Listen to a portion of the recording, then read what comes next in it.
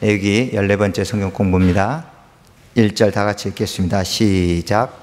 여호와께서 모세에게 말씀하여 이르시되 2절 이스라엘 자손에게 말하여 이르라. 이것이 나의 절기들이니 너희가 성회로 공포할 여호와의 절기들이니라. 아멘. 이 절기라는 단어 많이 들었는데 이 단어는 춤추다라는 단어에서 유래했습니다.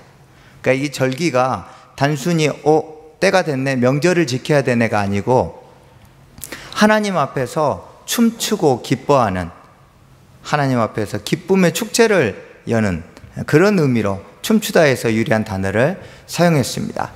특별히 절기는 이스라엘의 새 첫날 또는 특정 어떤 역법상 특정일을 절기로 삼기도 하고, 또는 하나님께서 이스라엘 백성들에게 행하신 특별한 사건이 있습니다.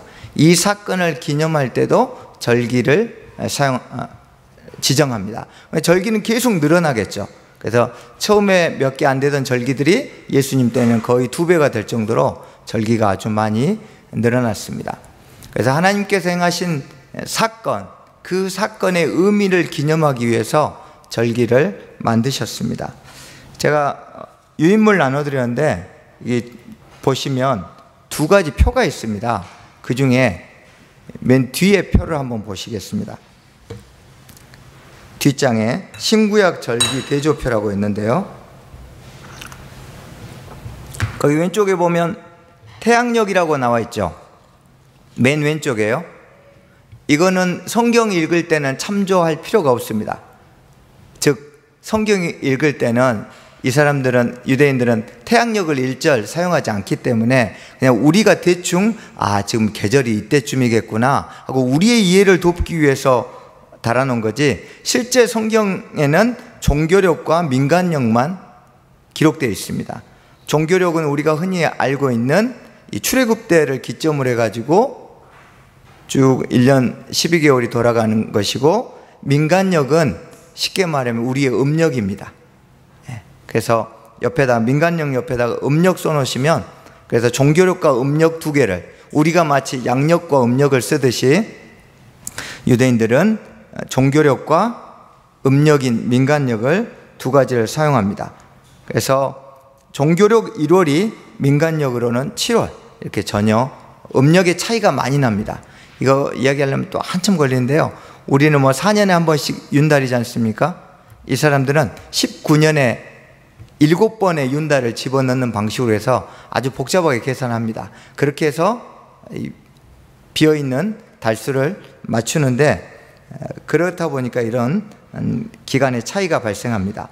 거기 명칭에 보시면 특별히 많이 나오는 게 1월, 7월에 아비월 또는 니산월, 성경 읽다 보면 많이 나옵니다.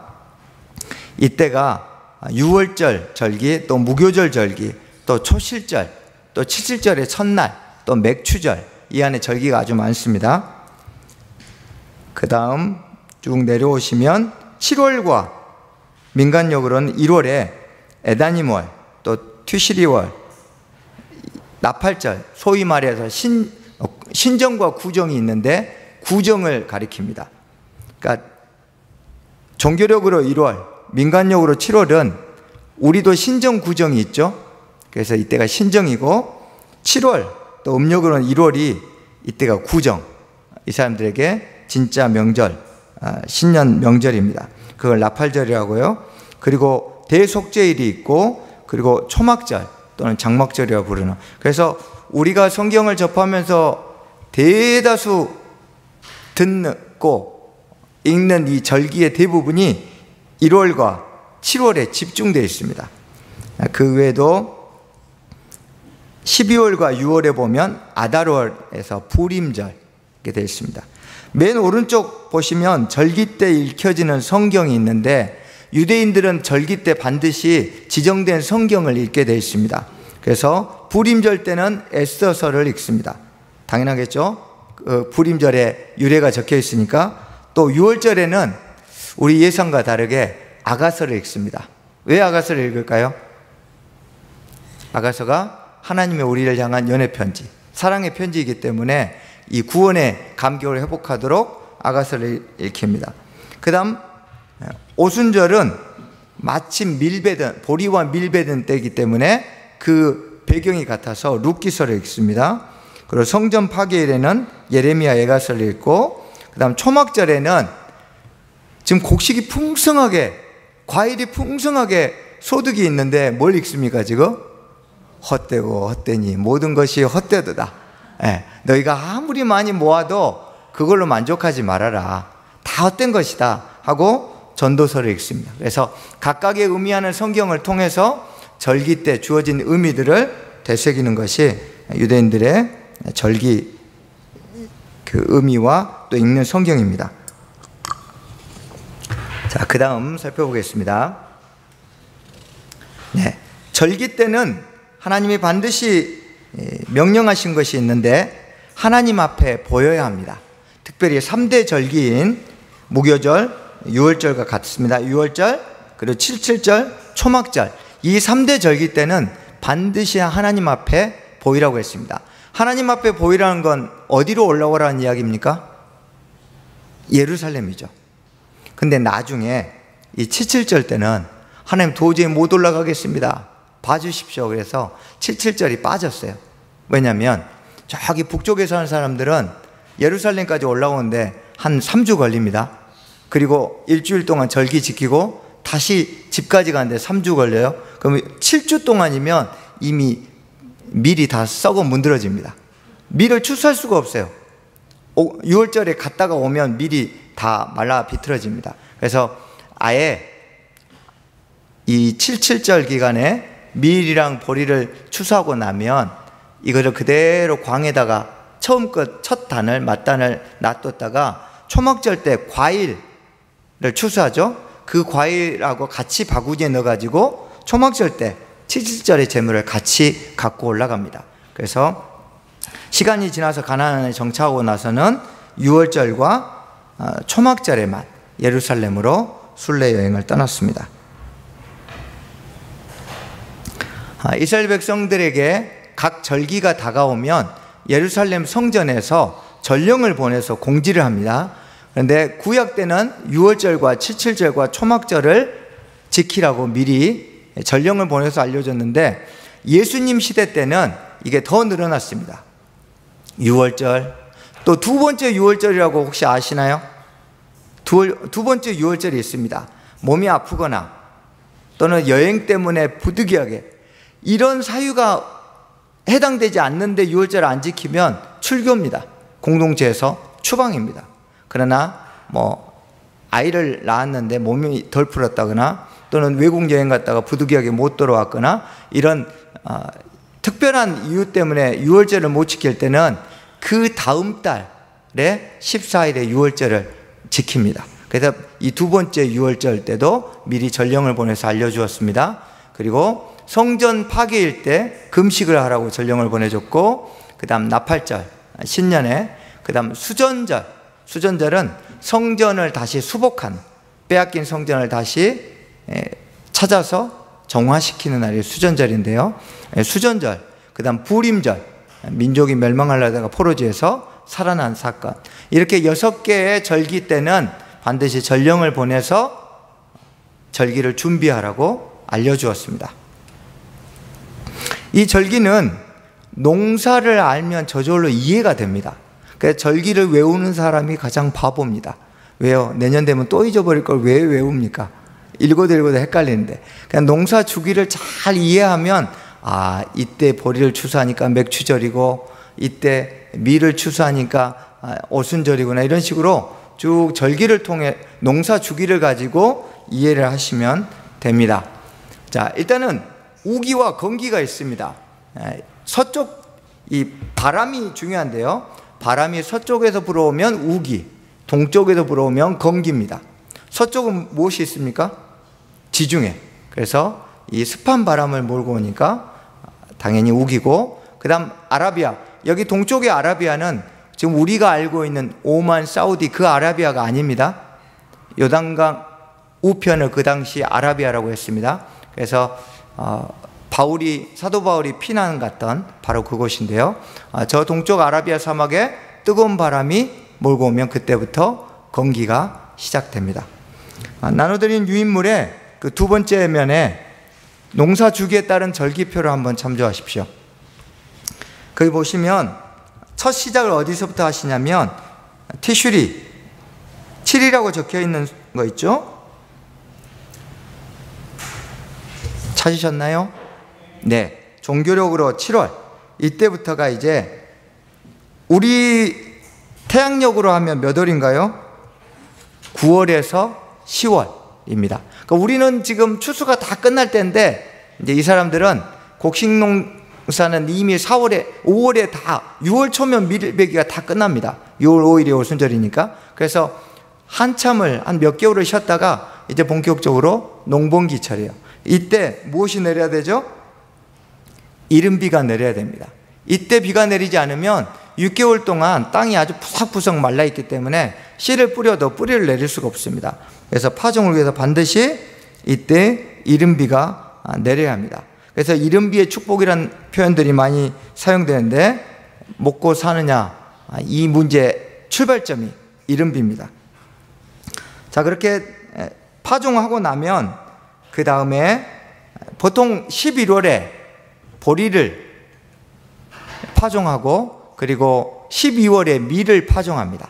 그래서 파종하고 나면 그 파종한 대로 4개월 걸립니다. 그래서 보리는 3월 말부터 해서 4월 달까지 추수하고 밀은 4월부터 5월 중순까지 해서 보통 추수를 마치는데요. 이때 한 4개월 정도 이제 이슬이 내려지고 보통 12월, 거기 보시면 10이라고 적혀 있는 숫자, 12월에서 1월에 아주 큰 비가 내립니다.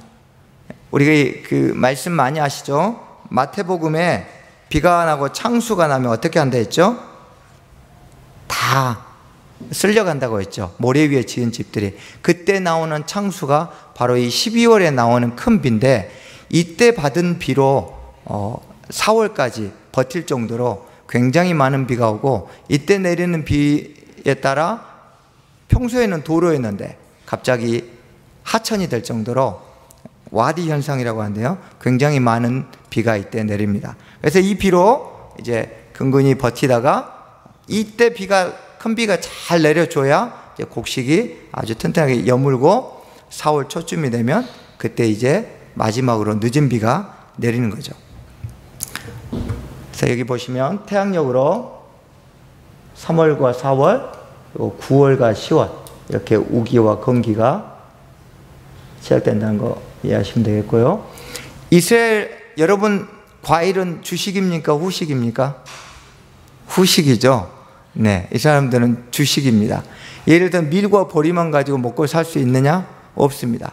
그래서 7가지가 주식입니다. 보리, 밀, 그 다음 무엇이죠? 포도, 무화과, 석류, 올리브, 종려. 네, 이 순서대로 추수하는데요. 이렇게 2가지의 곡식과 5가지의 과일을 이 사람들은 주식으로 먹고 생활합니다. 그래서 과일 농사가 흉년이어도 먹고 살기 힘들고 곡식 농사가 흉년이 들어도 생존에 큰 타격을 받습니다. 그래서 그런데 곡식과 과일의 이 생육 주기가 너무 달라요. 이게 굉장히 중요합니다. 이 생육 주기가 같았으면 바알 숭배나 우상 숭배가 이스라엘 땅에 없어요. 근데 곡식과 과일의 생육 주기가 달라지면서 여기에서 우상 숭배가 시작됩니다. 그건 나중에 7절 때 또 자세히 다루도록 할게요. 여기서 보시면 10월 달에 이른비 쟁기질하고 보리를 파종하고 큰 비가 내릴 때 밀을 파종합니다. 12월에. 그리고 이제 2, 3월 동안 늦은 비와 또 내리는 이슬로 농사를 짓습니다. 이때 이제 나달이 서서히 여물기 시작합니다. 4월 초가 되면 이제 이때가 이스라엘의 1년 농사의 모든 것을 결정하고 이들의 신앙심에 진짜와 가짜가 드러나는 시기입니다. 자, 곡식이 자라려면 무엇이 필요합니까? 수분이 필요하죠. 그런데 우리 집에 과일수 있으신 분들이 있죠. 이제 막 꽃들이 수정하려고 하는데 비 오면 어떻게 됩니까? 과일 다 떨어지죠. 농사 망했죠. 마찬가지예요. 요 시기가 딱 6월절, 무교절 기간에 겹칩니다. 그 일주일 사이에 비가 일주일 늦게 오면 또는 빨리 오면에 따라 생존이 달라집니다. 그래서 이때 만약에 비가 늦게 와요, 그럼 꽃들이 다 수정 못하고 떨어져서 과일 농사가 망합니다. 비가 좀만 빨리 와요, 그럼 곡식이 또 여물지를 못해서 곡식 농사가 망합니다. 그러니까 이때 막 농부들의 마음이 애가 탑니다. 하늘 보다가 하나님 보다가 안 되면 어디로 갑니까? 바알에게 달려가는 거예요. 그래서 이런 문제 때문에 우상 숭배가 끊임없이 나오는데, 우리는 이런 배경 없이 성경을 보면 솔직히 종자가 다른가? 왜 이렇게 우상에게 달려가나? 이런 생각들 많이 하시죠. 우리 삶도 마찬가지예요. 우리 삶에 이게 잘 됐으면 저게 잘 되기를 바라고, 저게 잘 되면 이게 잘 되기를 바라는데, 이 사이에서 하나님께 기도하고 기다리다가 안 되면 다른 것들을 의지하러 달려가는 우리의 모습과 똑같습니다. 4월 5월이 되면 이제 시로코라 해가지고 함신이라는 뜨거운 바람, 홍해를 말린 뜨거운 바람이 이것입니다.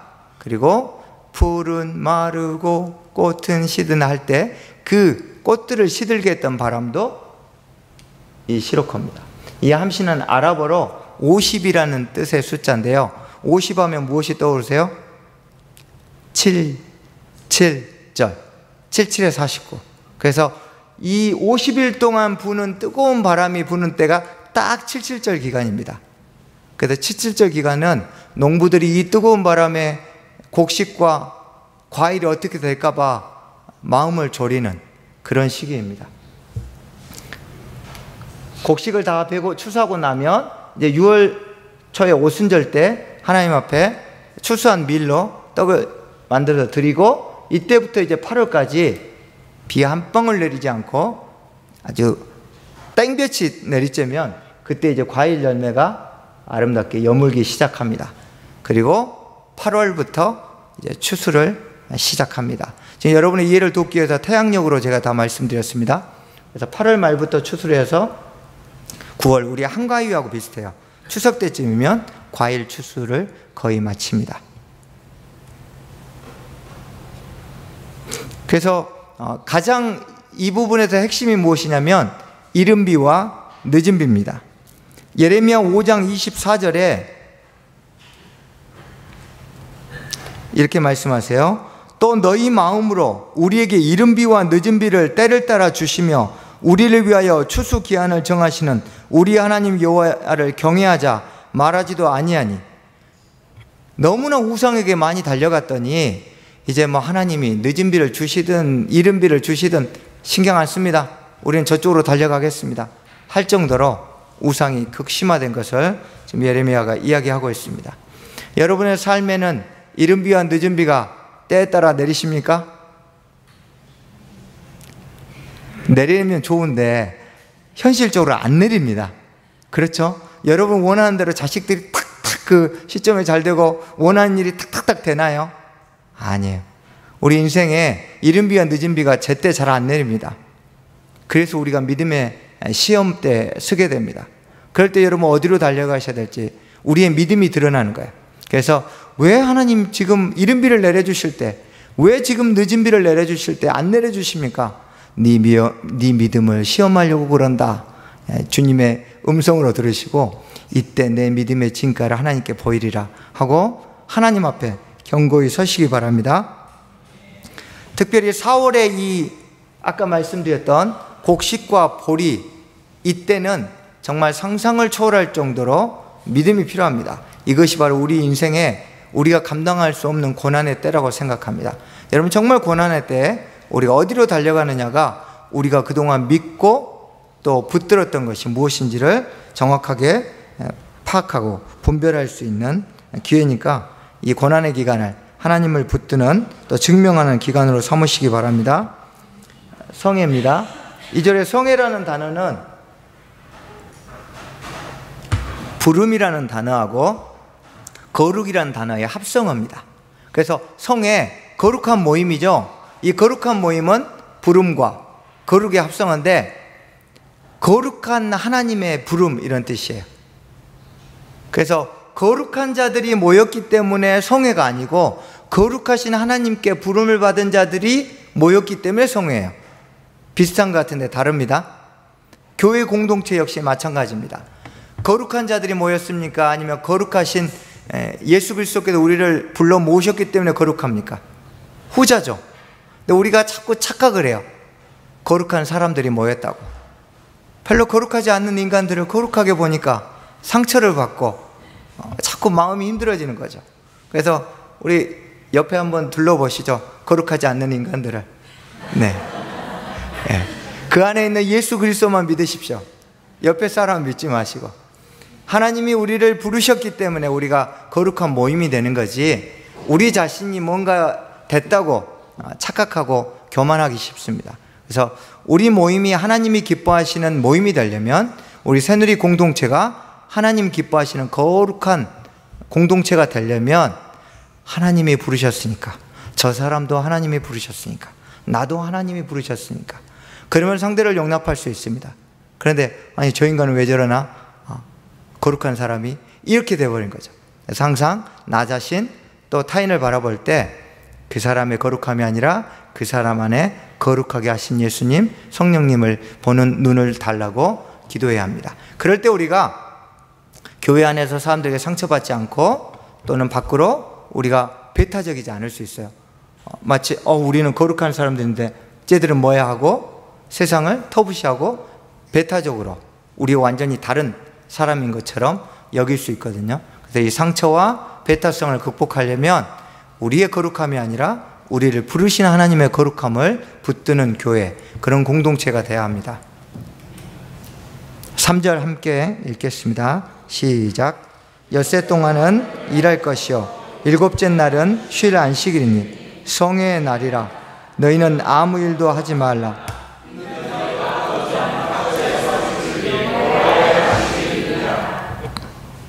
여러분, 안식일의 뜻이 무엇입니까? 쉬는 날입니까? 그러면 아무 노동도 하지 않아야 됩니까? 이게 안식일인데 무슨 안식일이라고 했죠? 여호와의 안식일입니다. 이 여호와의 안식일, 이게 원문을 그대로 번역하면 여호와께 향하는 안식일입니다. 그러니까 안식일은 노동을 쉬는 게 초점이 아니에요. 누구에게 향하느냐가 초점이에요. 우리는 대부분 안식일 하면 내가 저 사람보다 일 더 많이 했네, 난 안식 못하겠네, 이렇게 안식을 노동의 개념에 맞춰서 노동을 많이 하느냐 적게 하느냐, 노동을 하느냐 하지 않느냐의 관점으로 안식일을 이해합니다. 그러니까 좀 덜하면 더하면 고생한 것 같고 덜하면 또 힘든 것 같고, 그러면 교회에서 뭔가 사역을 하는 사람들, 일하는 섬기는 사람들은 다 안식할 수 없게요. 안식은 내가 하나님을 향하지 않고 있었던 내가 하나님을 향하는 이 태도의 변화입니다. 그렇지 내 외적으로 어떤 것을 더 하느냐 덜 하느냐의 문제가 아닙니다. 그러므로 노동을 멈추는 거에 안식일에 초점을 맞췄다면 이제부터 내가 누구를 향하느냐, 그럼 우리의 매일이 또 우리의 삶의 모든 처소가 안식일을 지킬 수 있는 거죠. 하나님을 향하는 마음으로 예배하고 하나님을 향하는 마음으로 사역하고 섬기고 예배할 때 그것이 참된 안식을 경험할 수 있게 합니다. 그런데 노동을 하느냐 하지 않느냐의 개념으로 접근하면 회사에서 일하다가 일주일 동안 회사 일을 중단합니다. 교회에 와서 세상 노동이 교회의 노동으로 성격만 바뀌어서 대체합니다. 그러니까 많은 사람들이 나는 월화수목금금금을 살아 이렇게 이야기하죠. 무슨 얘기입니까? 금요일날 저녁부터 토요일날 주일까지 계속 교회 사역하느라고 토요일과 주일이 없는 삶을 살아요. 안식이 없는 삶이라는 거죠. 노동에 초점을 맞추기 때문입니다. 그래서 우리의 삶이 다시 한번 내가 누구에게로 향하느냐, 정말 예배드리는 이 순간에도 내가 하나님을 향하고 있다면 이 예배가 내게 안식을 줄 것이고, 내가 비록 이 시간에 밖에서 누군가를 위해서 다른 일을 섬길지라도 내가 하나님을 향하고 있다면 노동할지라도 내게 참 안식이 주어질 수 있다는 사실을 분명히 기억하면 기쁨으로 섬길 수 있게 됩니다. 4절 함께 읽겠습니다. 시작. 이것이 너희가 그 정한 때에 성회로 공포할 여호와의 절기들이니라. 네, 5절도 읽어주세요. 시작.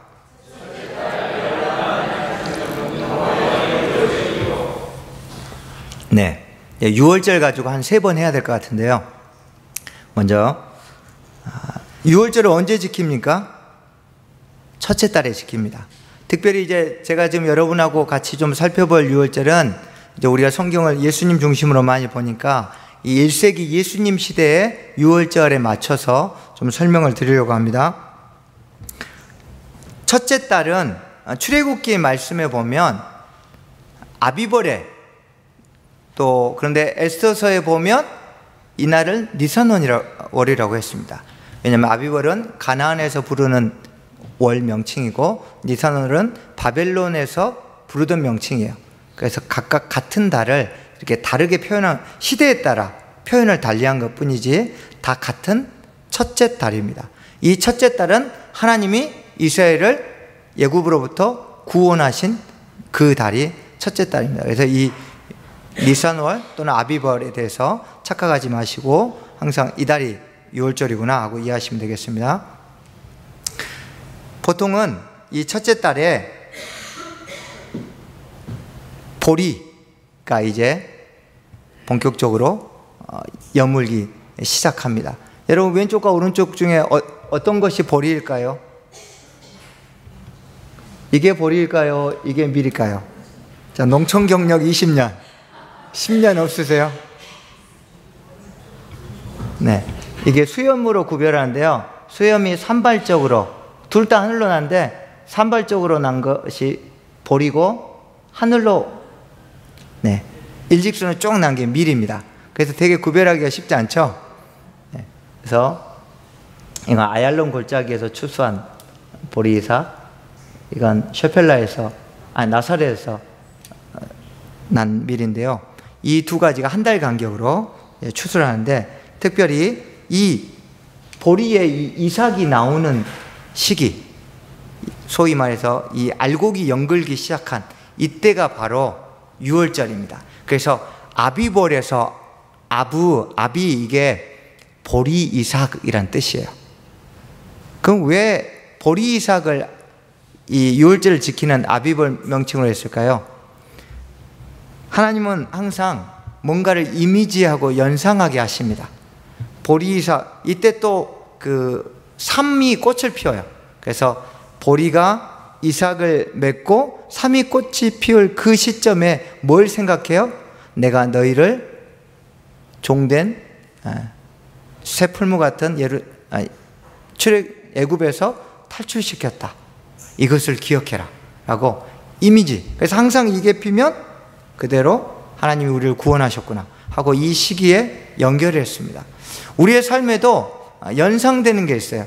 저는 옷을 다릴 때마다 헌금이 생각납니다. 옛날에 하도 돈을 들여서 헌금했더니, 저만 그랬나요? 네. 예전에 막 정성을 다해서 헌금해야 된다 해가지고 돈 되게 많이 달았어요. 이 돈 다리고 저 돈 다리고 돈을 달여가지고. 근데 지금도 그게 습관이 돼서요, 가게 가서 잔돈을 받았는데 새 돈이 있으면 꼭 구별합니다. 아직도 습관이 돼요. 그래서 하나님께 조금이라도 더 좋은 거 드리고 싶은 이런 이미지들이 있는 거죠. 성경 읽기표를 보면 항상 하나님하고 같이 성경 가운데 깊이 나갔던 때가 기억납니다. 우리에게도 어떤 사건이나 어떤 추억, 기념할 만한 것들이 무언가를 보면 하나님과의 추억이 떠올라야 돼요. 그래서 우리의 삶에 이걸 보면 그때 이 사건, 저걸 보면 그때 하나님이 저런 사건 하면서 하나님의 일하심을 기억하는 겁니다. 저희는 앰뷸런스만 보면 심장이 생각납니다. 이렇게 하나님의 구원하심이. 그래서 우리의 삶에 하나님의 역사를 연상시킬 수 있는 이런 추억거리들이 많아야 될 것입니다. 자, 한 달, 이제 45일 전부터 6월절을 처음으로 이제 지키라고 전령을 보내서 공지를 하는데, 이 한 달 반 전에 공지하는 게 돈 내라는 공지입니다. 생명의 속전을 하나님께 바쳐라 하고, 제가 오타가 났네요. 한 달 반 전인데, 한 달 반 전부터 반세계를 준비시킵니다. 이것은 출애굽할 때 장자를 사망으로부터 건져낸 것에 대해서 하나님이 그 싹을 요구하는 겁니다. 그래서 20세 이상의 이스라엘 남자들은 누구를 막론하고 반드시 생명의 속전을 내야 합니다. 안 내면 아주 거의 죽을 정도로 두드러 맞습니다. 가난하면 국어를 해서라도 내야 합니다. 그래서 하루 품삯의 3배에 해당하는 금액일 정도로 이게 가난한 사람에게는, 일반 서민에게는 만만치 않은 금액입니다. 그럼에도 불구하고 이 금액을 반드시 내도록 했습니다. 그 다음에 이제 15일이 지나면, 이때가 딱 불임절이에요. 12월 15일. 이때 이제 각 동네마다 통을 하나씩 놓습니다. 이 통에다가 독립입구나 마을 회관에 회당 앞에다가 놓는 그 통에다가 각각 생명의 속전을 내야 합니다. 근데 이때 낼 때, 하나님 나 올해 되게 돈 많이 벌었어요, 감사합니다 하고 2-3개를 내고 싶어요? 안 됩니다. 정확하게 반세계를 내야 돼요. 그래서 이 당시는 이제 이 근으로 달아서 냈잖아요. 그러니까 이 11.3g을 11.36g을 정확하게 달아서 내야 되기 때문에 그 옆에 환전상이 있습니다. 그래서 이걸 정확하게 계산을 해가지고 딱 반세겔만 넣습니다. 그리고 나서 그 수수료로 24분의 1을 떼어갑니다. 이런 사람들이 이제 성전 앞에도 아주 장사진을 치르고 있었죠. 그래서 이렇게 환전상들에게 바꾸어서 정확하게 반세겔을 냈습니다. 왜냐하면 너무 많이 내면 자기 의가 드러나고, 부족하면 하나님이 그 생명을 속한 것에 대해서 온전하게 반응하지 못하기 때문입니다. 자, 그리고 이제 그 전달 24일에 성전에도 이제 상자를 비치하기 시작합니다.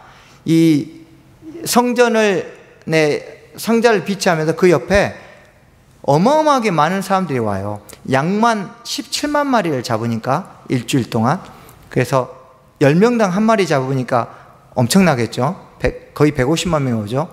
그러니까 그 많은 인원들이 몰려드니까 이 성전 솔로몬 행각부터 들어가는 계단 입구로 해가지고 환전상들이 쭉, 우리 공항 가면 환전소 쭉 있듯이 이렇게 환전상들이 쭉 이렇게 자리를 차지합니다.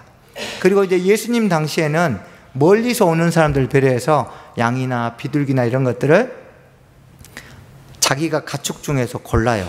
그래가지고 팔아요. 그럼 이게 20만 원이에요. 이 돈을 들고 와서 성전에 와서 다시 이 20만 원에 맞는 양을 사게 허락해 줬어요. 그래서 이 가축을 사야 되니까 성전 근처에 무엇이 있습니까? 가축 시장이 원래는 양문 곁에 있는데 조금이라도 몫이 좋은 자리를 차지하려고 제사장들에게 돈을 주고 한 칸 더 가까이, 그럼 다른 사람이 뇌물을 주고 또 가까이, 그래서 나중에 더 큰 돈을 주고 성전 안으로 들어오기 시작합니다. 그래서 이방인 애들 성전 마당이 환전하는 곳과 가축 시장으로 완전히 시끌벅적하게 되었던 겁니다. 이 세금을 내지 않으면 이제 이때부터 24일에 성전 마당 이방인 애들의 상자가 마련되는 그 시점부터 이제 강제 집행관을, 이 반세겔만 전담해서 걷는 제사장, 강제 집행관을 임명하는데, 이 집행관에게 엄청난 권한을 줍니다. 태형, 돈을 안 내면 매로 때릴 수 있는, 죽지 않을 정도로만 때릴 수 있는 권한을 주고요, 어떨 때는 재산을 몰수할 수 있는 권한까지 줍니다. 그 정도로 하나님이 이 생명의 속전을 굉장히 중요하게 여겼습니다. 이 생명의 속전의 사용 용도는 이스라엘 백성의 공동 제사, 상번제로 하나님 앞에 아침과 저녁으로 6월절 기간 동안 드리는 공동 제사를 위한 제물을 구입하고, 또 몸이 질병이 들었거나 너무 가난해서 제물을 구입해갖고 하나님 앞에 6월절 양 드릴 수 없는 사람들을 위해서 성전에서 구제비로 사용합니다.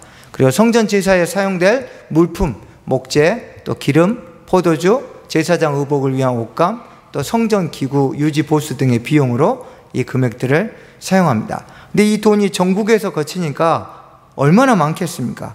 근데 이 세금을 거두러 다니는 제사장들이 의심을 받잖아요.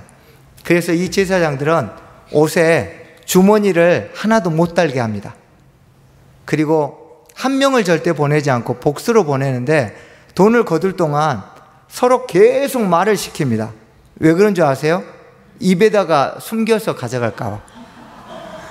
이게 과장이 아니에요. 실제 기록이 있어요. 그래서 계속 너 어젯밤에 뭐 했니? 그거 했니? 하면서 말을 시켜요. 왜요? 입안에 못 물게 하려고.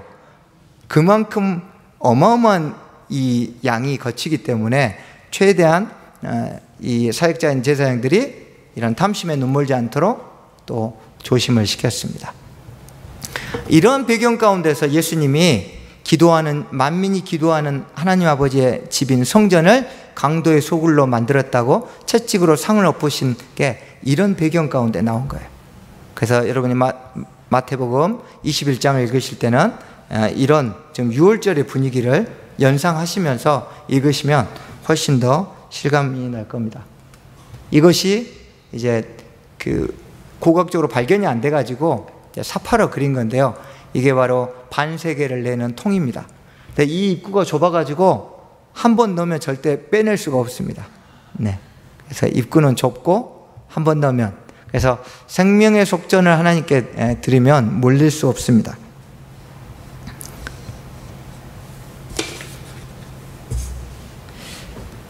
우리의 삶에도 생명의 속전을 내야 할 일들이 많습니다.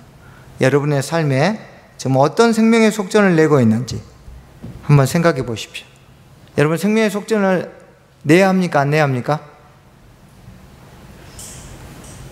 내야 합니까? 안 내야 됩니까? 성경적으로? 아, 내야 합니까? 예. 근데 누가 대신 내줬죠? 예수님이 내줬죠. 그러면 예수님이 우리를 대신해서 생명의 속전을 내주셨기 때문에 우리가 그에 합당한, 생명의 속전에 합당한 생활로 하나님께 나아가는 겁니다. 그래서 우리의 삶이 구속받은 바 합당한 삶을 살아갈 때 예수 그리스도께서 우리를 위해서 대신 내어주신 생명의 속전의 값을 내는 삶을 살 수 있는 겁니다. 자, 이렇게 생명의 속전을 내고 나면 이제 제사장이 준비됩니다. 평소에는 제사장들은 1년에 2번만 올라갑니다.